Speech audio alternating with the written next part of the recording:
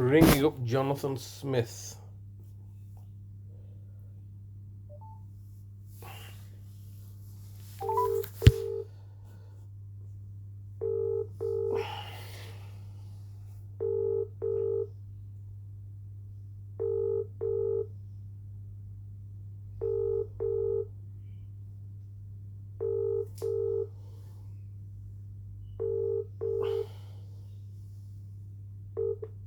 Hello, you've reached the voicemail of Jonathan Smith at DWF Law.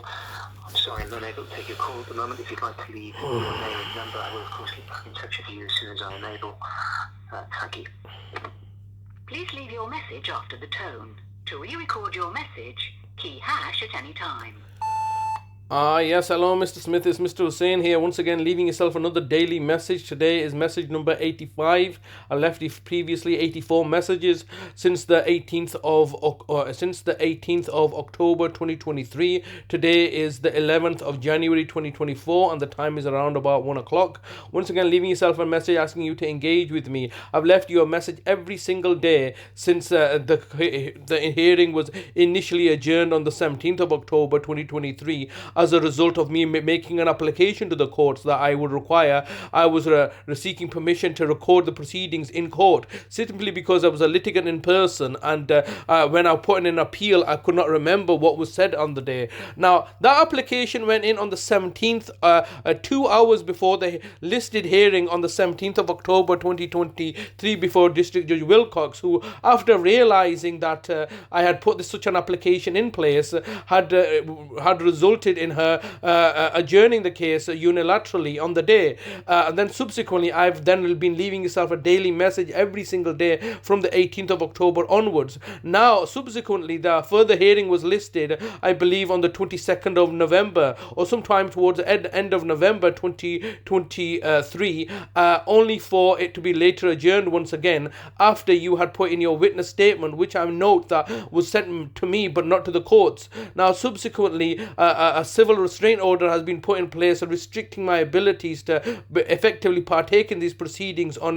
meritless grounds that my claims or my applications are totally without merit. This is completely ludicrous and quite clearly an instrument of fraud. Now, subsequently, I know that you've received from the courts yesterday the court orders by District Judge Wilcox made on the 5th of January and then subsequently sent out yesterday. Now, it's clear to me that Judge Wilcox is once again railroading through your applications when my applications should have been the first one that been dealt with. And right now, my application is still outstanding of the 17th of my application of the 17th of November is still being outstanding. You know, it can't be dealt on within paper. It's not the matter that it needs to be dealt with in the courts. I've asked for the matter to be for me to record the hearings, but yet my applications are being sidelined and ignored, and yet your applications are being railroaded through on paper for your benefit. You had failed to achieve a capacity assessment for the entirety of the year of 2023.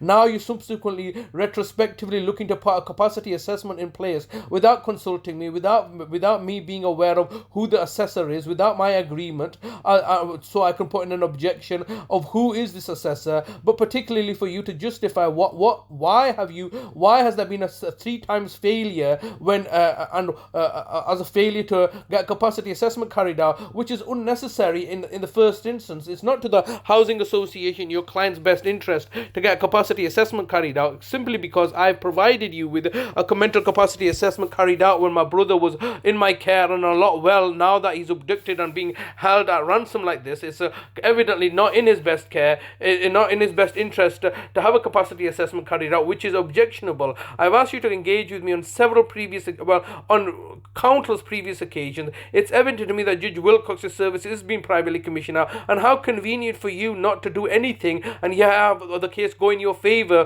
when you have clearly been lackadaisical on this case. You've not been pursuing this case. You've not even contacted the courts regularly. I've been contacting them regularly because me and my brother are facing eviction. Time up in 10 seconds. And I would say me and my brother are facing evictions, but you've already abducted my brother, so you've got 50% of what you wanted, and this is simply ridiculous that we're in this situation now, several years later, when you are refusing to engage with me. I urge you to... Your message has reached maximum length. Message deposited. So annoying. Thank you for calling. So annoying that I'm forced to leave messages like this. Absolutely horrendous.